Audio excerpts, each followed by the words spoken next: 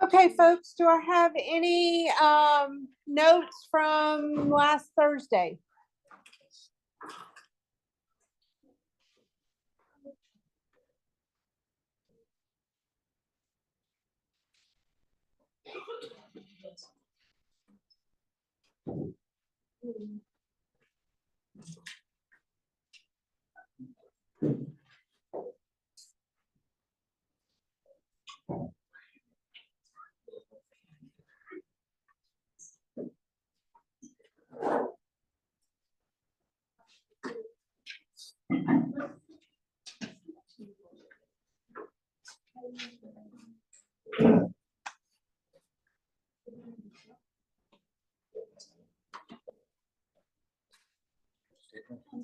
I don't.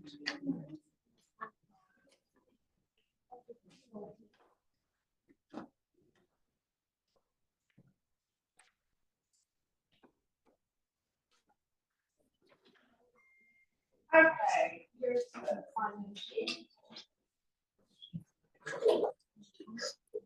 Okay, before I get started into today's information, I just wanted to kind of go over details leading into spring break. Number one, today my plan is to go over sigma and pi bonds and to go over bonds in general, these covalent bonds in general, with bond length, bond strength, and bond polarity, which is different than molecule polarity.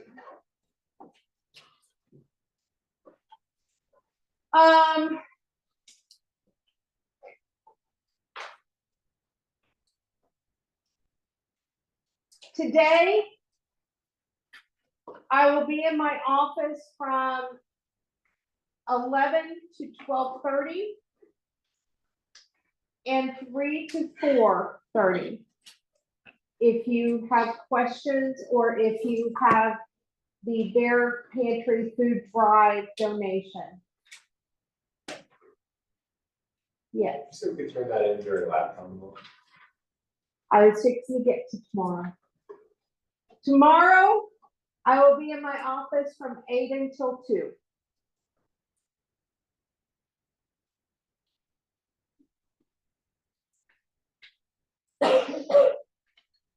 Thursday, we will be discussing formula mass, molar mass, and balancing chemical reactions.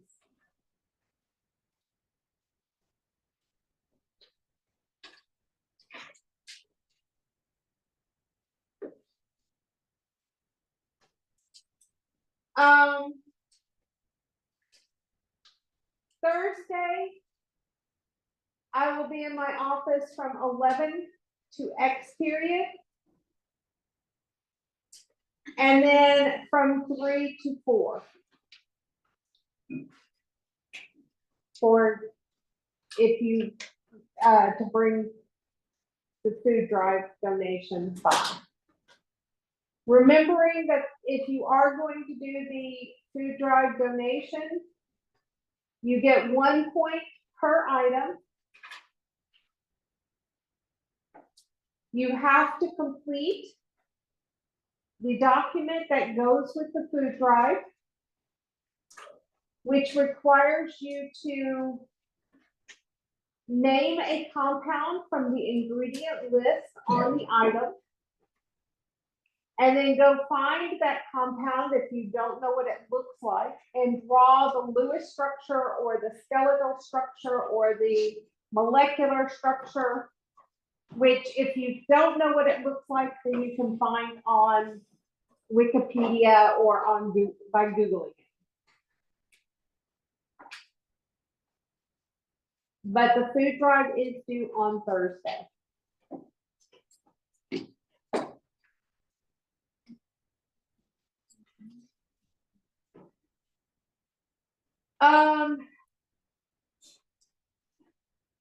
Things due this week.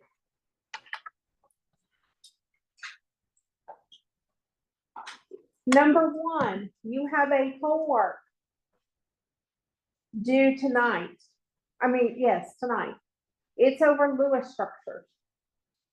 It gave lots and lots of practice on naming and Lewis structures, if I recall.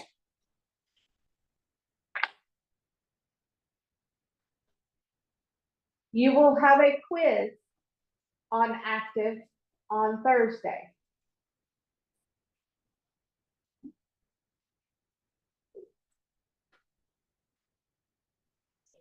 Now, in this week's folder, there are some things that are due next week. So if you go into your syllabus, you would find that 25 points comes from 5 Edpuzzle videos. Those Edpuzzle videos have been posted and they are due next week. They will review Lewis structures, electronic shape, molecular shape, hybridization, molecule polarity. So everything we've been, and sigma and pi bonds, if I recall. So most of what we've been going over.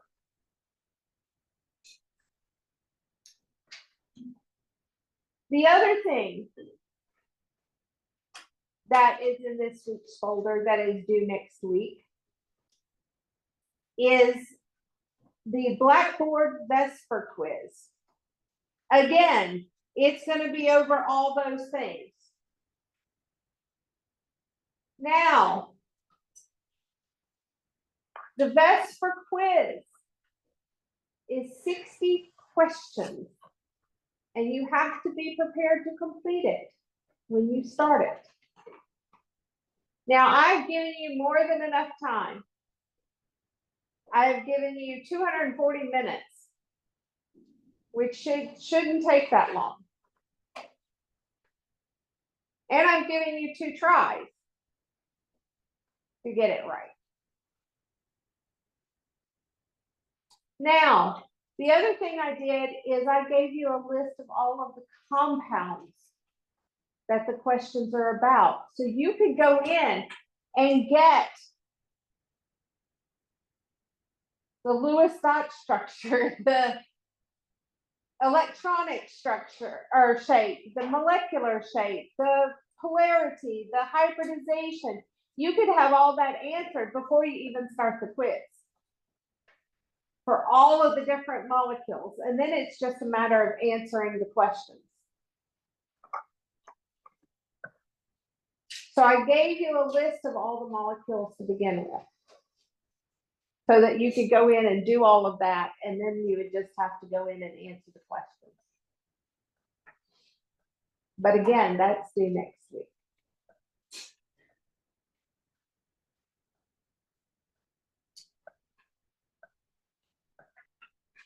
If I'm not mistaken, though I have to look at it, we are actually going to start getting into, after we balance chemical reactions, we'll start getting into the mathematics associated with chemical reactions starting next week.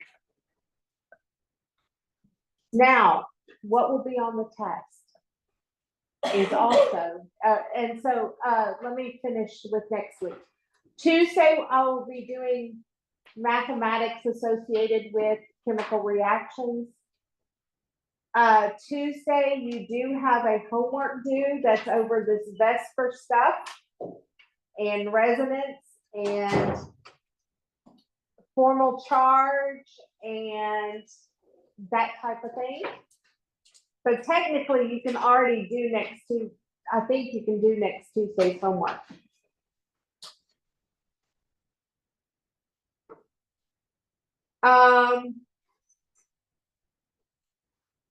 And then you have an exam next Thursday.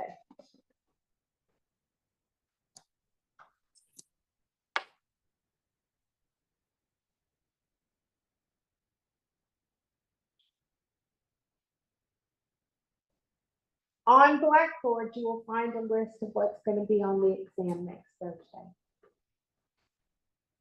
It's going to start with naming and formulas.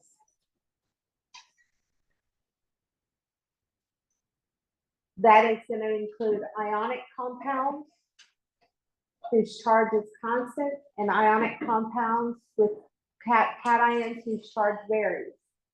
It's going to include all of the naming of covalent molecules. So your binary covalent molecules, your diatomic elements, your hydrogen with group 15 through 17, your alkanes. And it is going to include names and formulas of acids. It is then going to pop into Lewis structures and being able to develop the Lewis structure for compounds. You will, I can guarantee that you're, and I haven't written it yet, but I can guarantee you're going to have at least one resonance structure on there and one compound that if you don't do formal charge, you will not get the correct structure.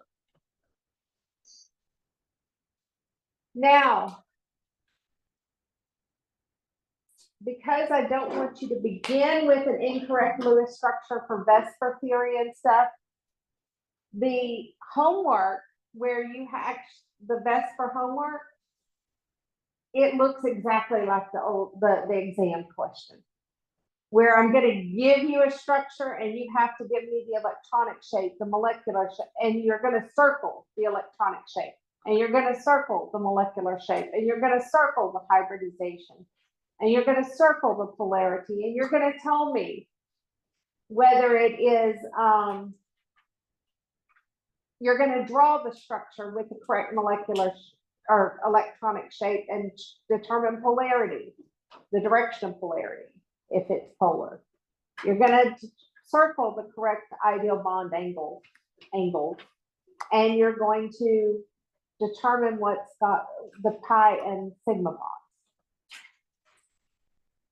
I can guarantee there's going to be a question comparing bond length and bond strength and bond polarity, which we'll be talking about today. What will not be on the test? Well, and I think there will probably be formula mass and molar mass on the test. But what will not be on the test is any calculations or any balancing reactions. We will save that for the fourth exam.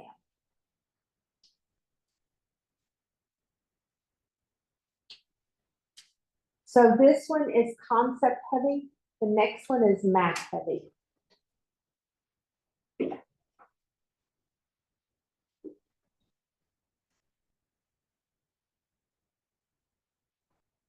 What it does mean is I don't have you doing anything over spring break.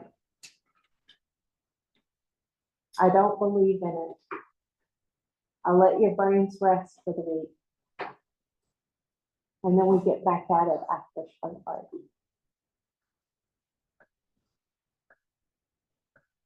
So I'll give you a test at the beginning, before spring break, just so that your brains can rest over spring break and not have to focus on chemistry. Any questions about pretty much everything leading to spring break?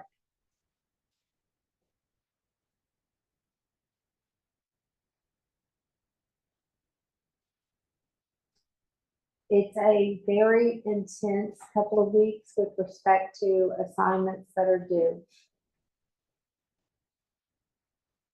I will say the lab that you're doing next week is not going to be due for a couple of weeks. So it's not going to be due right at spring break or after spring break, because we won't have gotten to the material yet.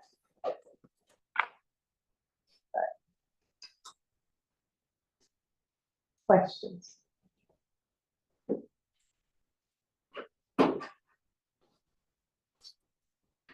Okay. So the last thing we have to talk about that results from that you can obtain from the Lewis dot structure is this concept of sigma bonds and pi bonds. This concept was mentioned in the valence bond theory video. The sigma bond is a direct overlap of the hybridized orbitals. So in other words, it's head on. It is going to be the first bond between a pair of atoms in a molecule. The second type of bond is called a pi bond, which is a side-to-side overlap of the unhybridized p orbitals.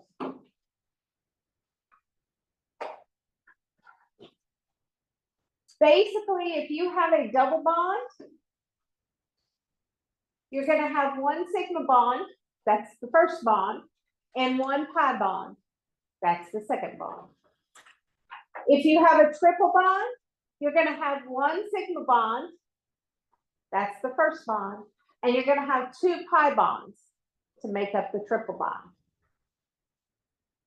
So in other words, a pi bond is any additional bond between the same two atoms.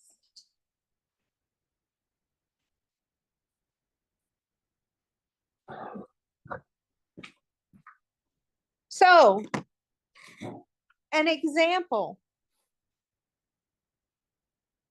is hydrogen cyanide.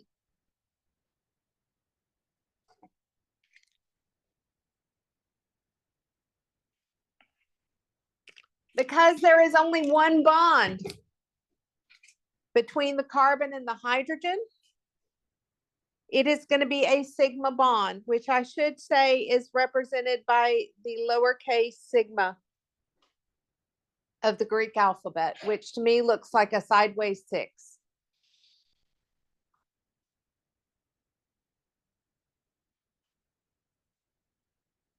The first bond between carbon and nitrogen is also going to be a sigma bond.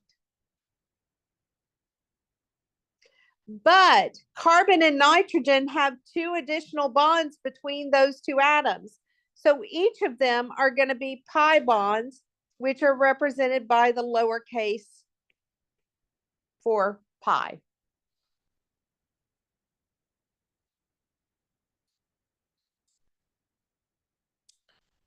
So the carbon hydrogen bond has one sigma bond, whereas the carbon triple bond nitrogen has one sigma and two pi bonds.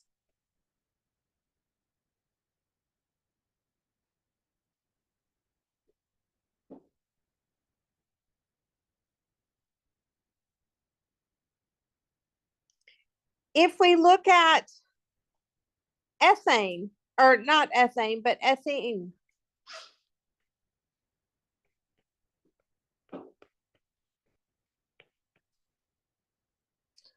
Ethene, again, for all the carbon and hydrogens, those are sigma bonds. Now, the carbon double bond carbon is going to have a sigma bond. And because there is more than one bond between those same two atoms, it is going to have a pi bond. So we have 4 carbon hydrogen bonds with one sigma bond each. And we have 1 carbon double bond carbon with a sigma and a pi. This is the information that you would write on the test.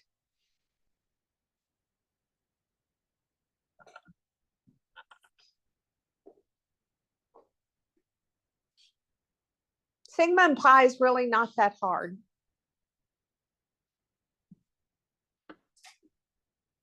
Relatively speaking.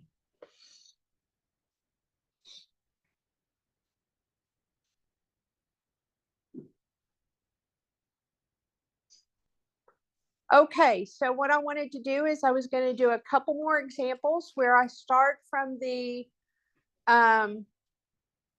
Lewis dot structure, which we've already developed, and we're going to develop the electron geometry, molecular geometry, hybridization, polarity, you name it.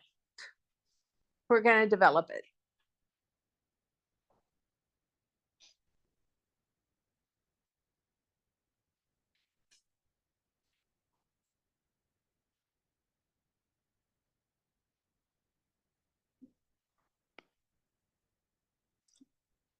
Okay, so one of the molecules that we made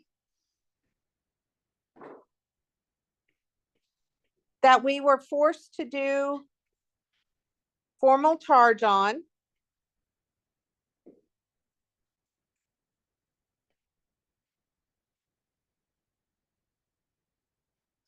in order to determine that it needed a double bond with the oxygen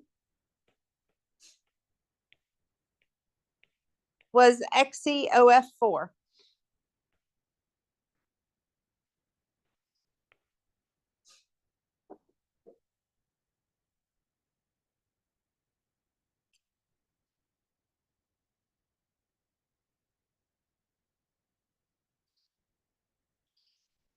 Okay. Our central atom is xenon, A. Attached to that central atom is the oxygen, B, and 4 fluorines, each of them B. And on the central atom is a lone pair, which we will refer to as N. Oh, I forgot I used X in your document.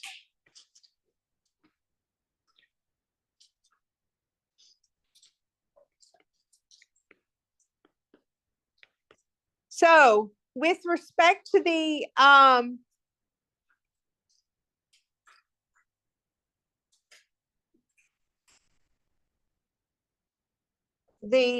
notation, this is an AX5N structure where X plus N equals 5 plus 1, or in other words, it is 6.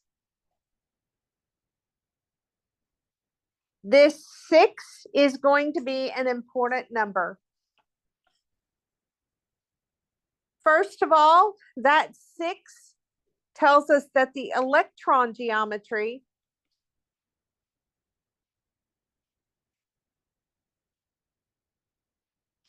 is octahedral.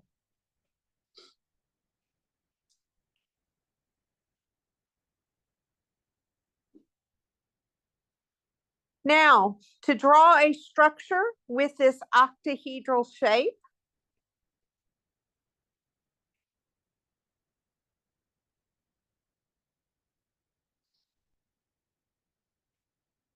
you will have 2 of the fluorine bonds coming towards you, 2 of the fluorine bonds going away from you, and the oxygen will be in the plane.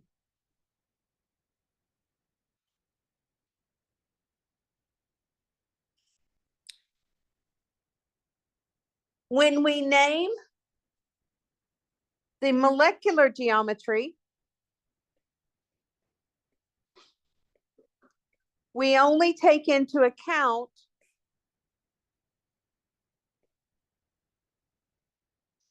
the bonding groups. This one, if we take into account the bonding groups, what we have is we have a square pyramid.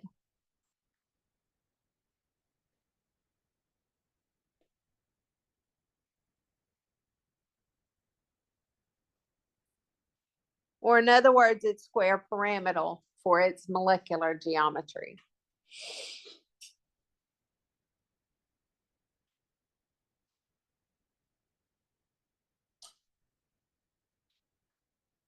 This 6 is also important for the hybridization.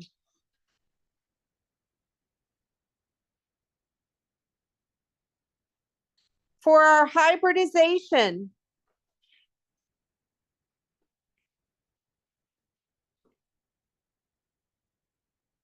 the addition of atomic orbitals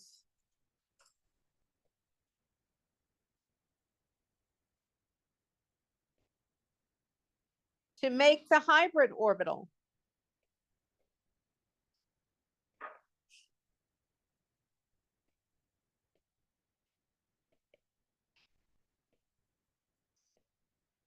must equal 6.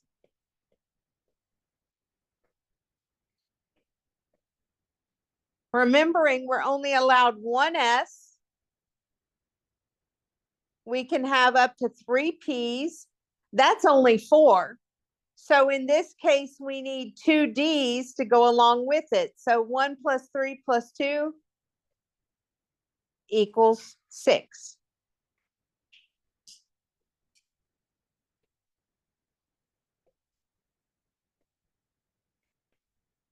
So in other words, our hybrid orbital is an sp3d2 orbital.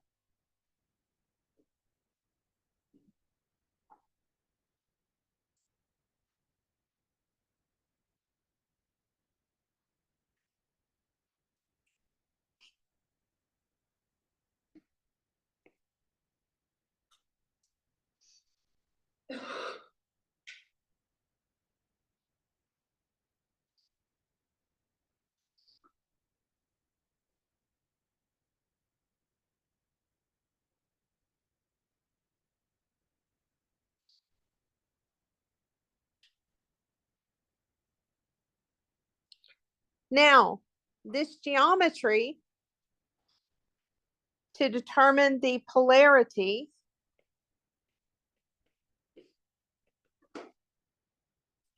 again comes into play.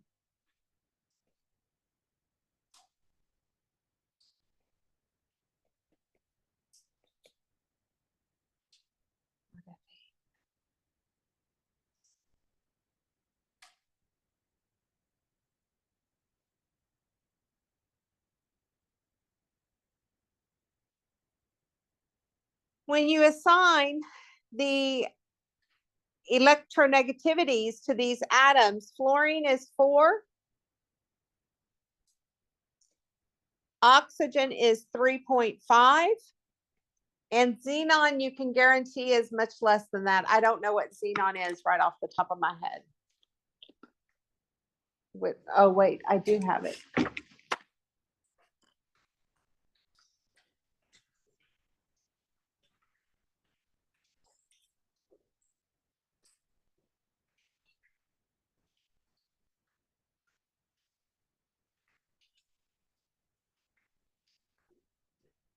Xenon is 2.6.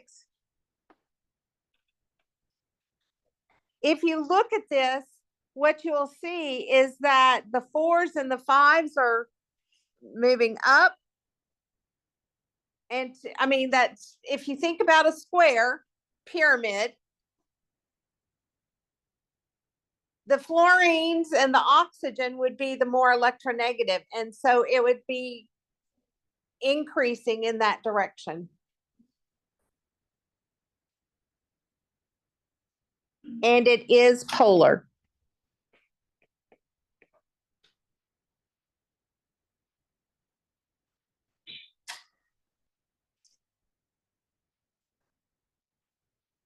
Now, this 6 also tells us the ideal bond angle.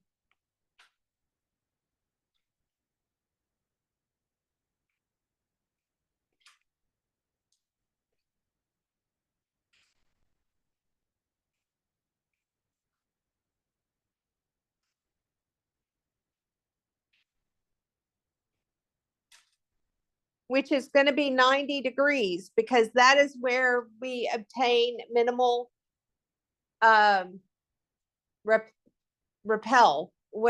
repulsion.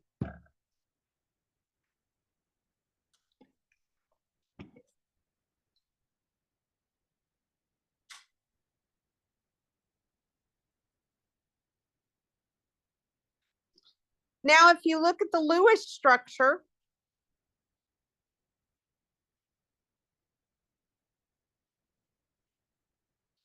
you will see that you have 4 XCF bonds and 1 XC double bond O.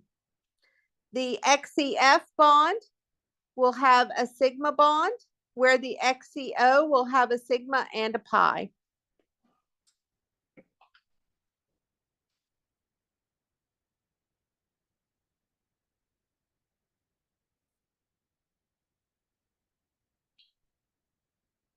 There's a lot of information embedded in those. And it all starts from the Lewis structure.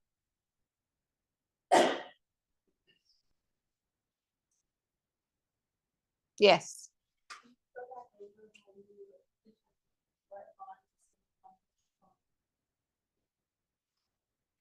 Okay, the fact is the first bond between 2 atoms will be a sigma. If there is more than 1 bond between the same 2 atoms, then it's a pi. So this one bond would be sigma. Any additional bonds had to be a pi, and that's why it has 1 sigma and 1 pi, is because it's a double bond. So if you have a triple bond, would the third bond be a pi also? Correct. Yes. Why did you write that they also have pi bond when up there you only do a single bond? Okay, when it comes to drawing the structure,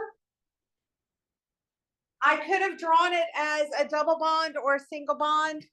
When drawing the structure, if you'll recall, a single bond counts as 1 electron group. A double bond counts as 1 electron group. A lone pair counts as 1 electron group.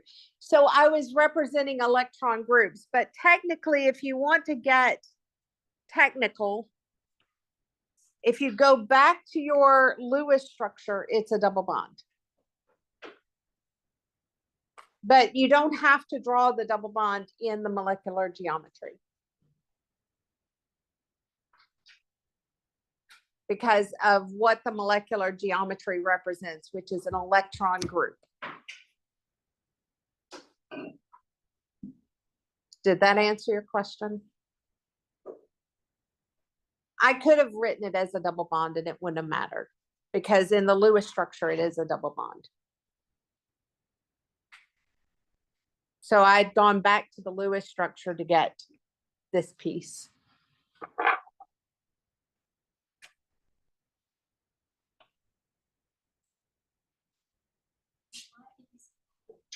Why is it polar?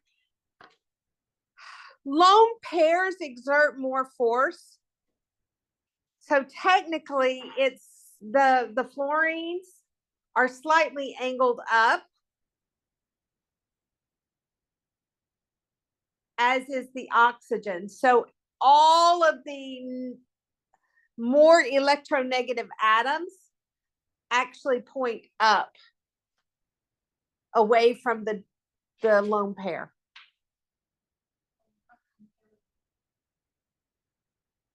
That's what I'm looking at, is the number.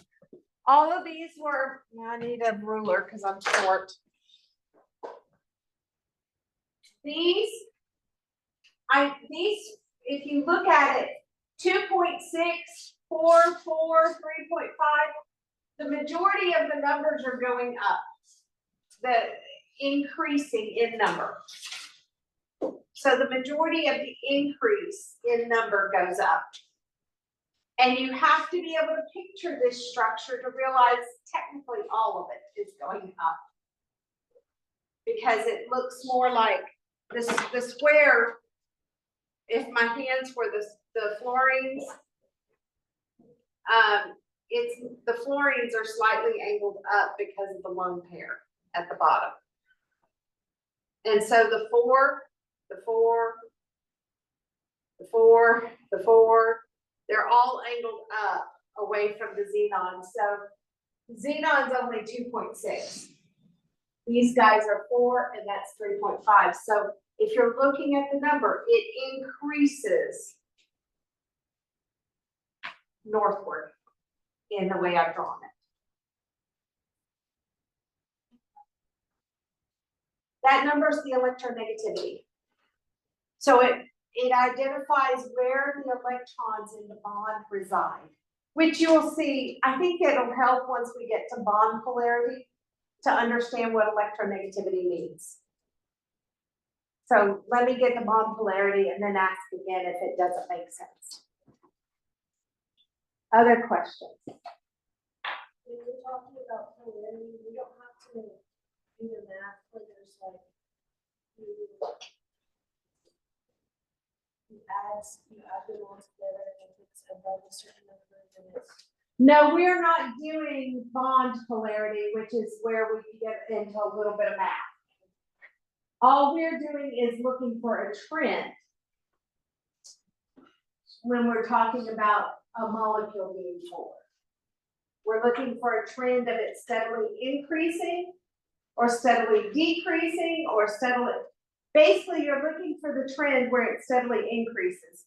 Does it steadily increase from bottom to top, like this one, where the fluorine, the xenon is 2.6, 4, 3.5, it's higher numbers up top. The higher numbers are up top, so therefore it is polar towards the top.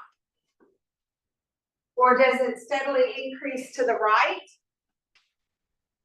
Does it steadily increase going down? Where do the numbers steadily increase? That's what you're looking for in molecule polarity. Not the change in electronegativity, but just which direction does it have?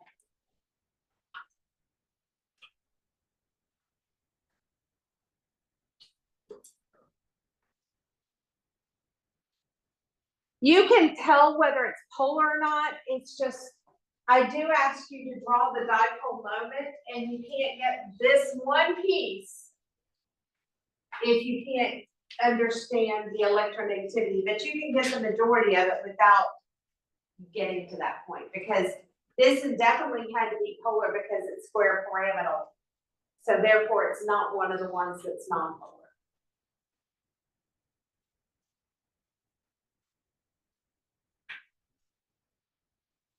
Let's look at another example.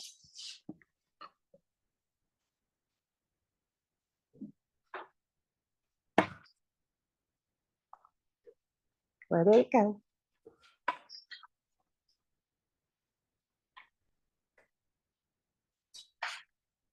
Another one we developed the other day was sulfate.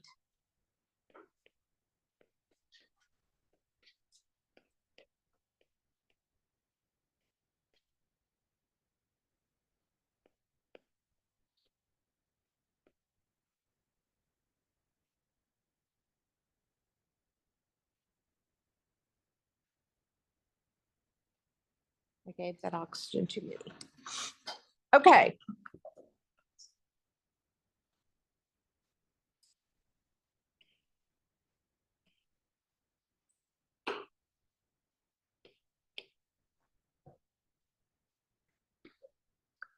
You have your central atom sulfur.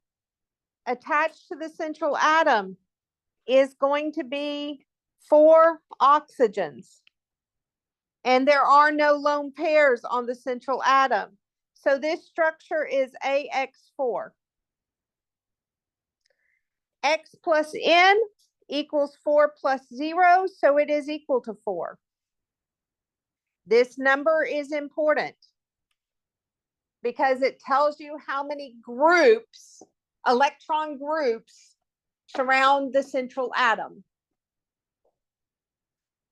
That is going to tell you the electron geometry.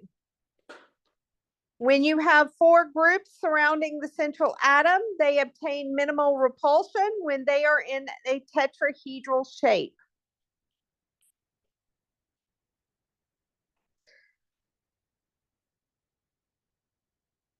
Therefore,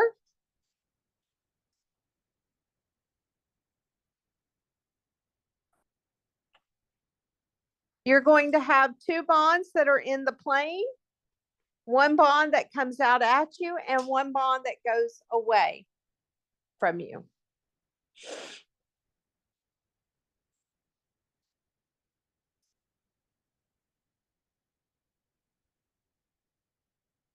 Now, because they're all bonding groups, the molecular geometry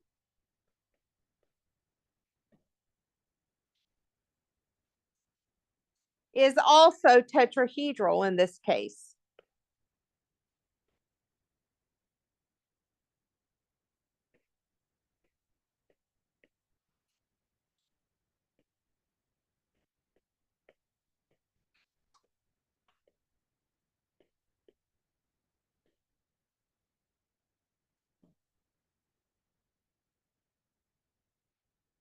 The hybridization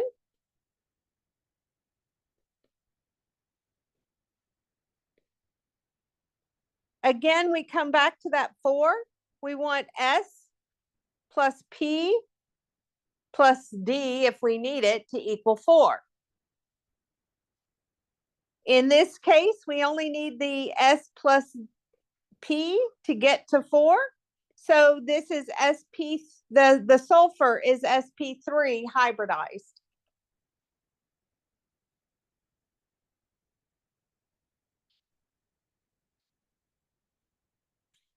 The ideal bond angle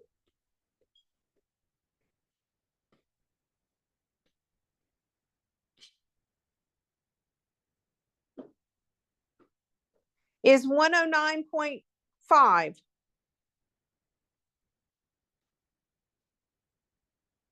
Because it is tetrahedral. Now, here is where, again, this is, if you look at the numbers, oxygen is 3.5. And sulfur is 2.5. Do you see any trend in the structure, the way it is drawn? No, there's no steady trend in one direction. That is because this molecule is nonpolar.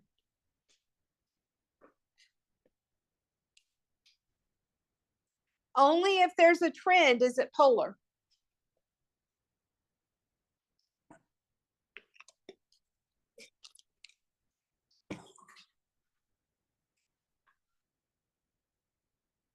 Now, in this molecule, we had 2 sulfur double bond oxygens and we had 2 sulfur single bond oxygens. The double bond is going to have a sigma and it is going to have a pi. The single bond is simply going to have a sigma.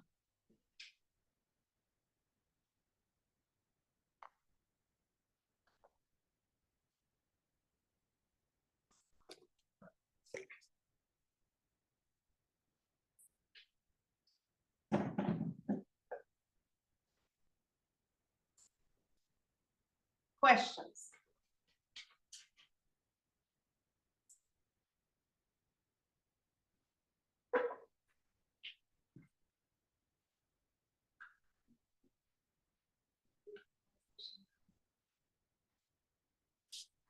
So this comes from when determining the hybridization.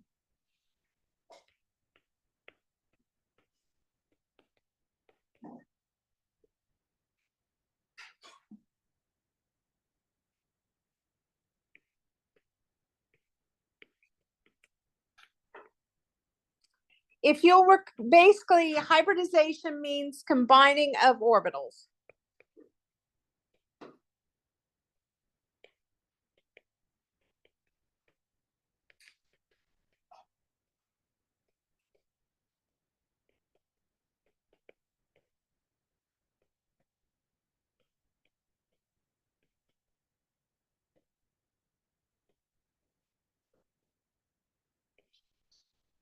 To make the hybrid orbital.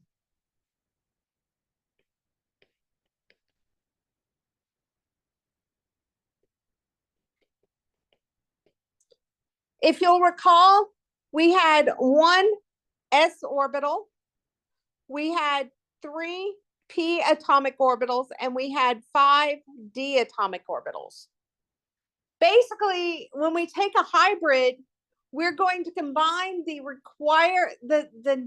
amount needed in order to obtain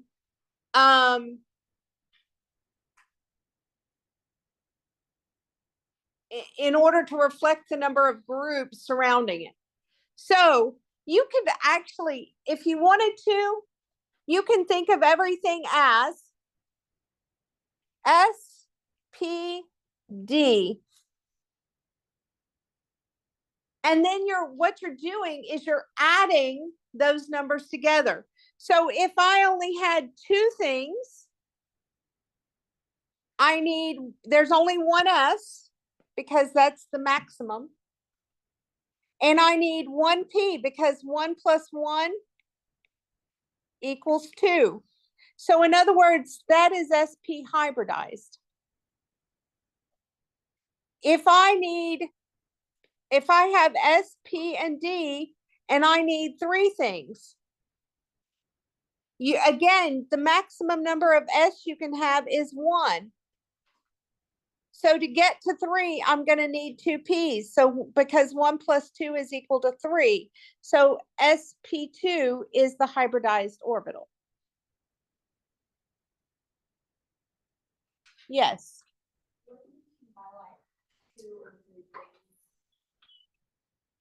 So this comes back down to, I'm going to roll back. Up here, I needed 6 things. I needed 6 atomic orbitals. So what if you put those S, the P, and the D together to get 6?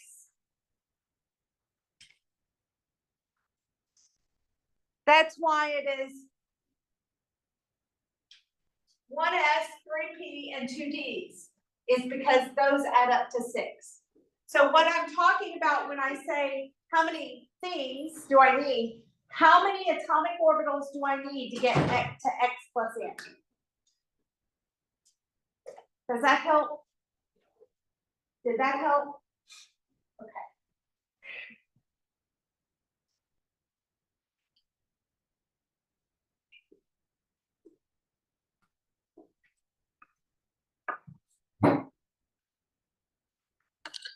Okay.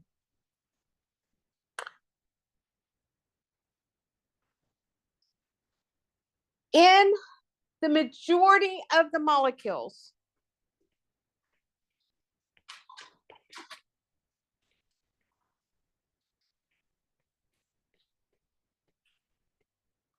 we have been dealing with covalent bonds.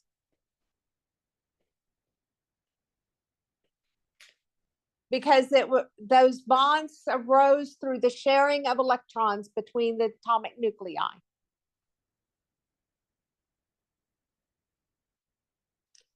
Now what we're going to do is we're going to talk about the bond length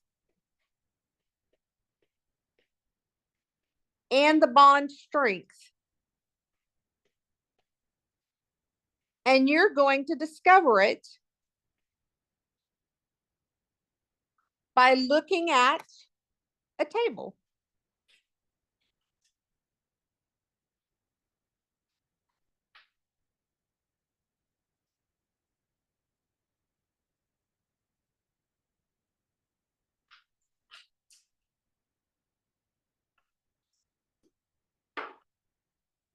Okay. So let's start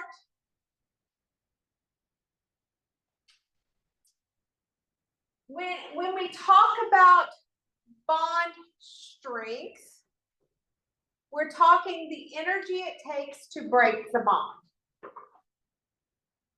called the bond dissociation energy. The energy it takes to break the bond. It takes 432 joules, or no, kilojoules. It takes 432 kilojoules to break a hydrogen-hydrogen bond. That's how much energy I have to put in to break a hydrogen-hydrogen single bond. It's 432 kilojoules. It takes 565 kilojoules to break a hydrogen fluorine bond.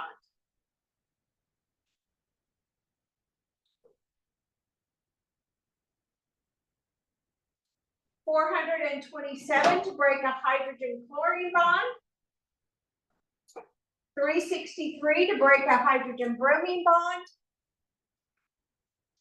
And $295 for hydrogen iodine.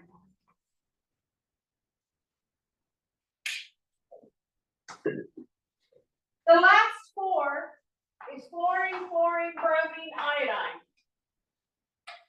And what happened when you went down a group with respect to the bond energy?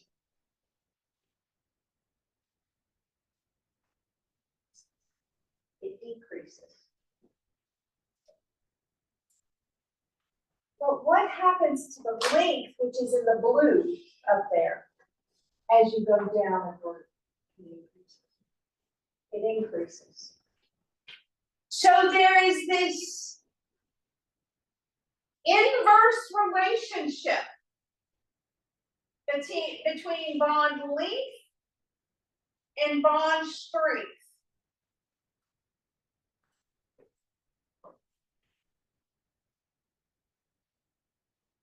There's an inverse relationship between the bond length and the bond strength.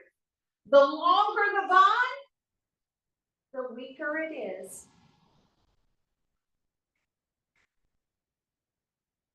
The longer the bond, the weaker it is.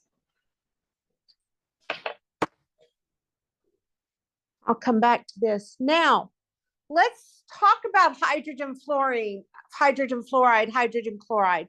And let's talk about where this bond length comes from.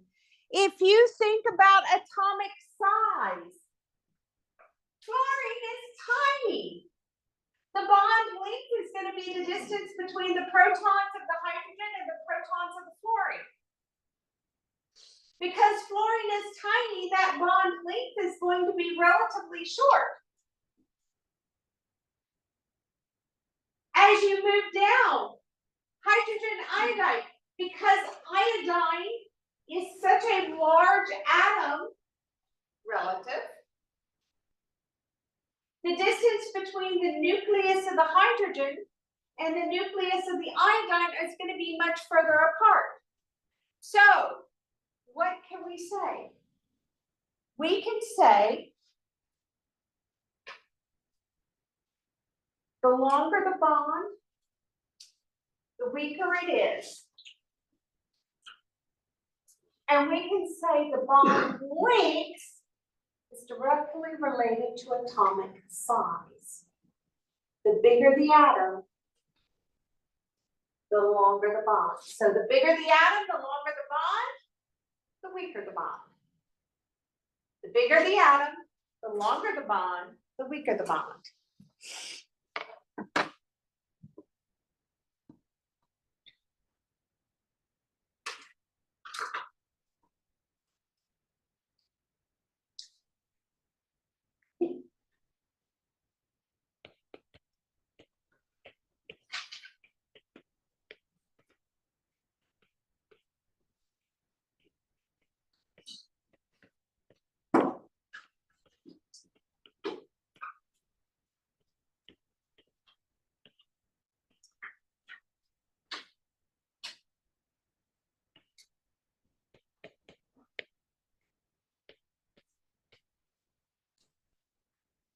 We've already said bond length increases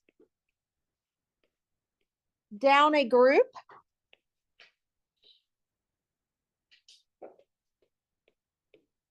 Due to increased atomic size.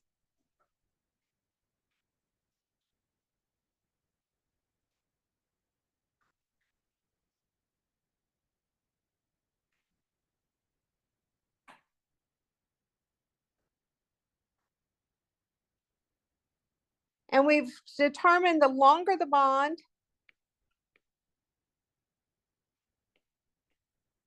the weaker it is.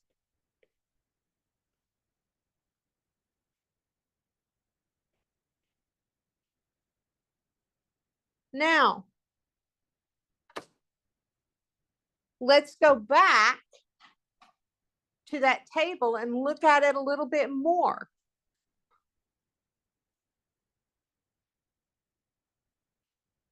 I'm trying to let people catch up to me.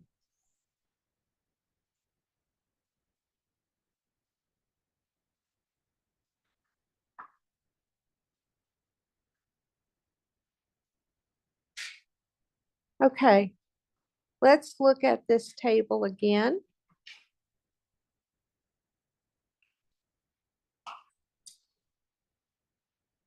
And let's look at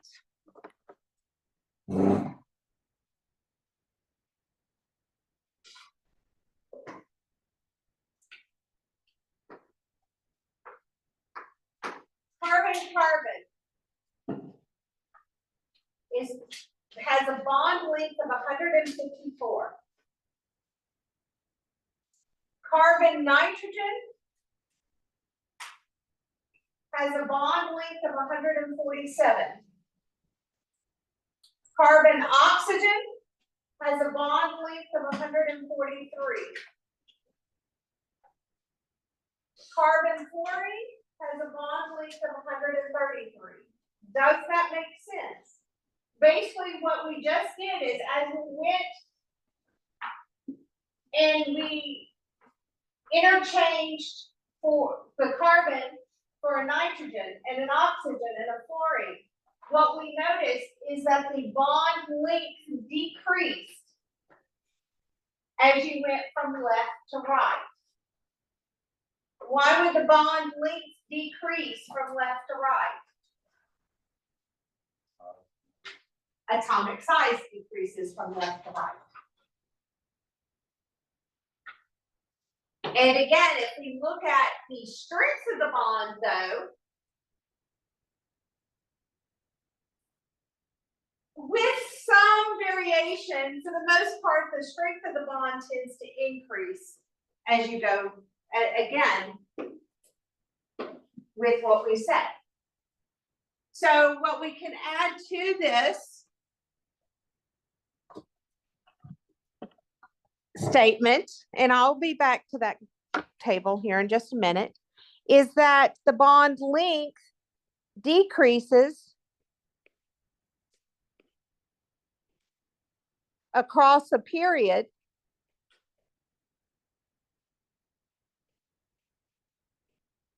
because atomic size decreases.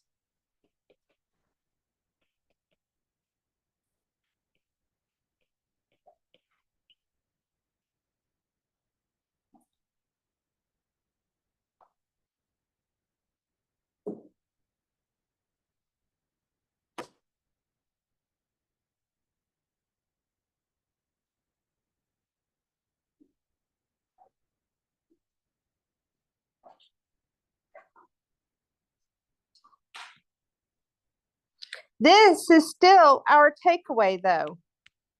If we could summarize everything into one thing, this would be the takeaway. The bigger the atom, the longer the bond, the weaker the bond.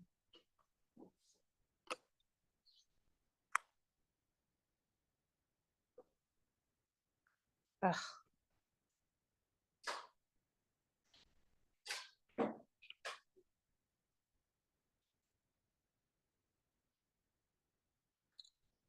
Now, I want us to look at one more thing.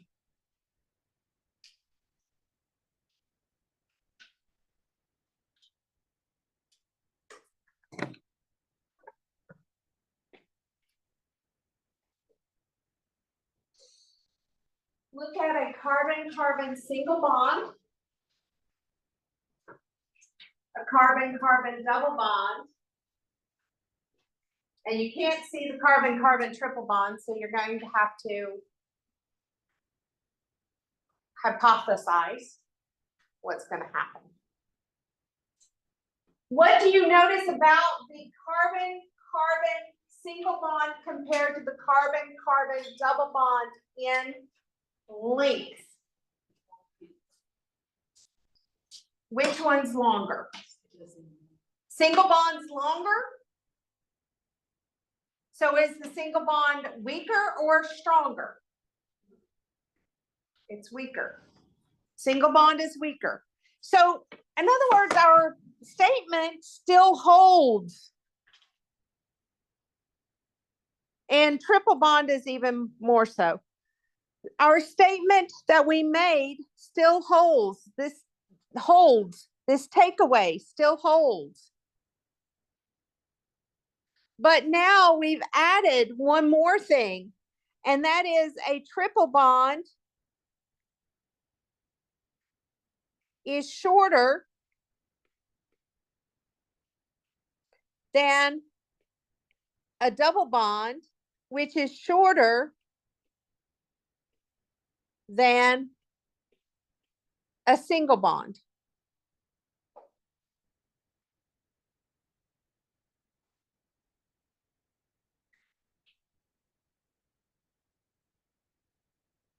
Now, which one of these is the most important factor?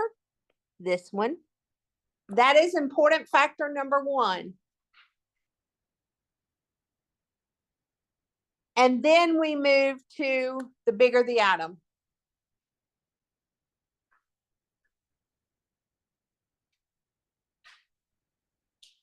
So how would you see this on an exam? How would you see this in a question?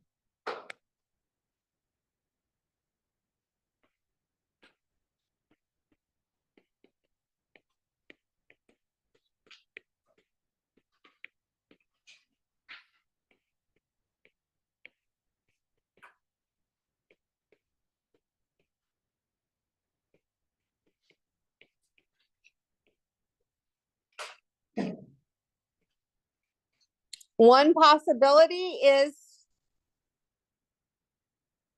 place these bonds in order of increasing strength.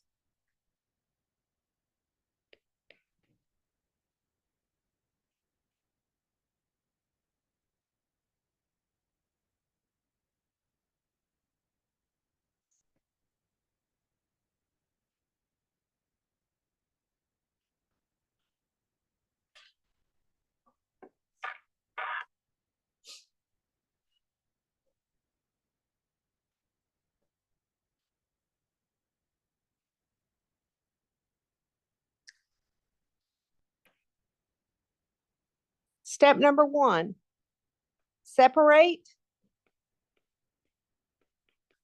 according to bond type.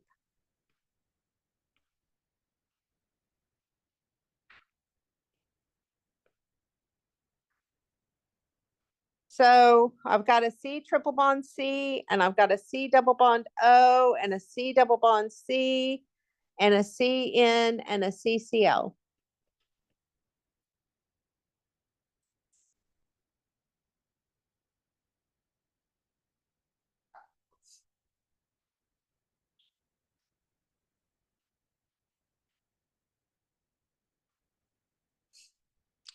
Step two, separate like bonds by size. Carbon-carbon is, the second carbon is bigger than an oxygen. And in carbon-chlorine, the chlorine is bigger than nitrogen.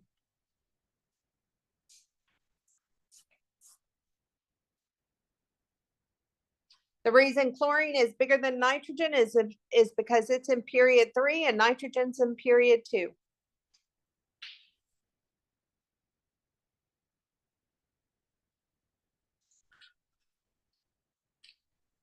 Step 3 is then to answer the question.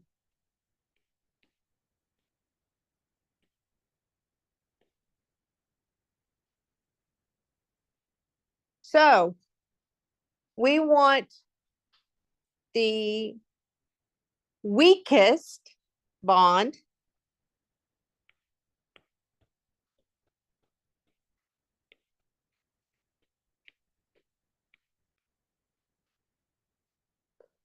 bond, weakest, longest bond first, and the strongest,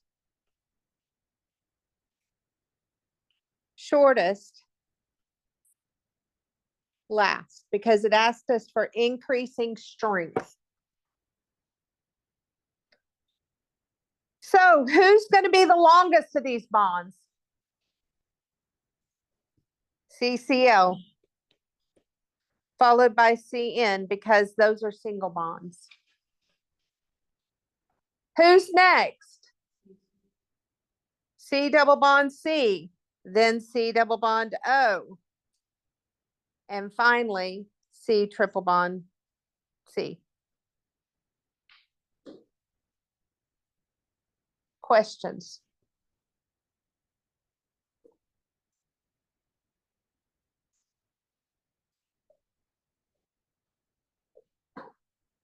You got to apply the atomic size idea from last test to this test. And then you've got to apply bond types, which we just have brought up in this period of the course.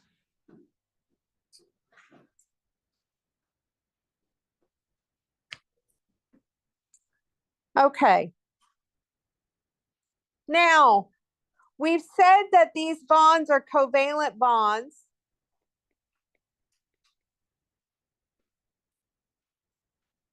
But not all covalent bonds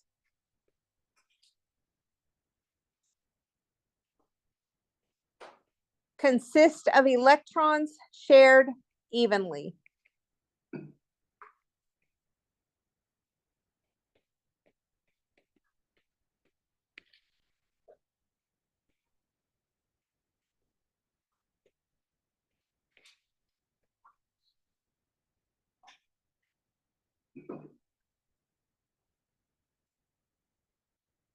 The electronegativity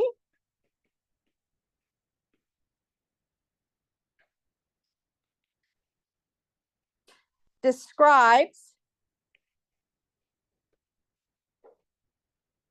how much time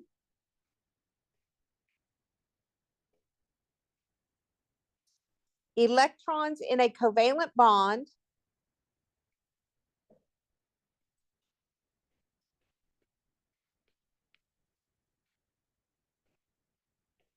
spend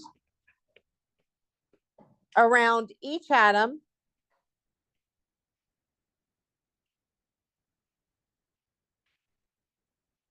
in the bond.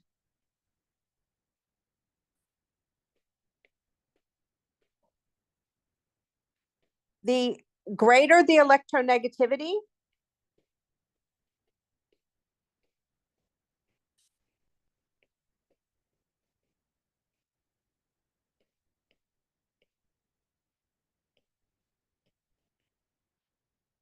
the more time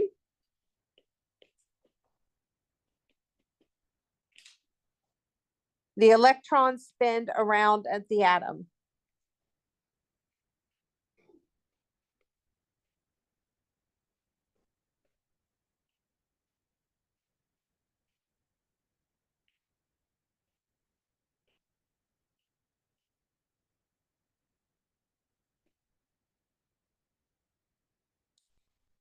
Basically, we can evaluate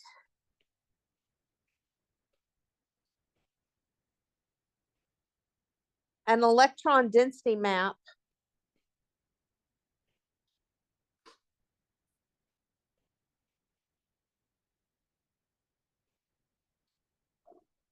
to illustrate this concept.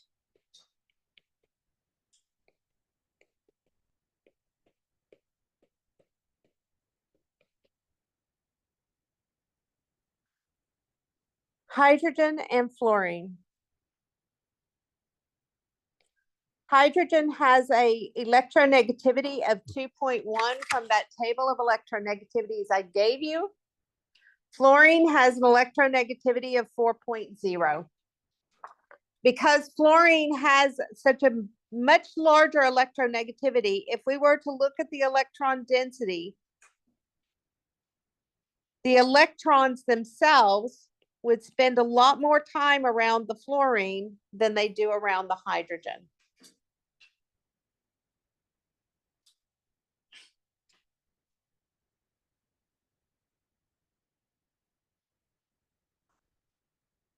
Whereas if we're talking about a carbon hydrogen bond, carbon has an electronegativity of 2.5, hydrogen an electronegativity of 2.1. Because these electronegativities are fairly close, it may spend a little bit more time around carbon, but not a lot of extra time around the carbon.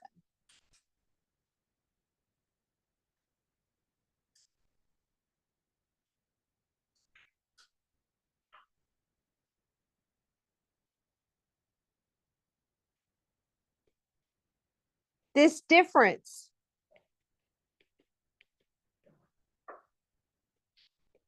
in electronegativity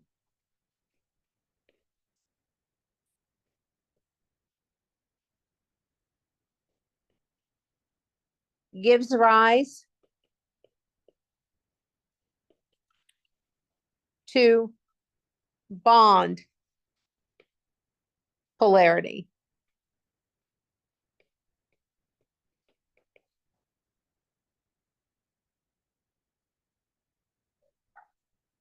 Which is where we will pick up on Thursday.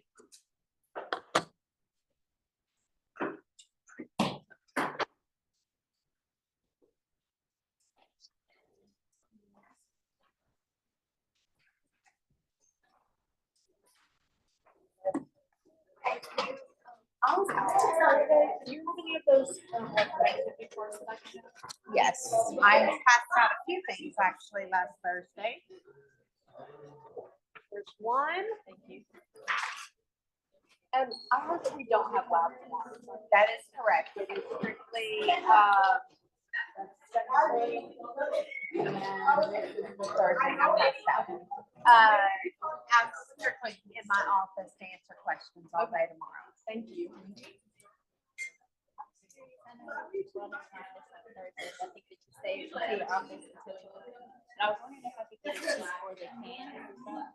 I'm going to have to put it online because I'm down to one. Okay. So I will go upstairs and I'll put it in your slide. I may could attach it to an announcement. So I'll try to attach it to an email. Okay, just bring them. Yes. Okay, thanks.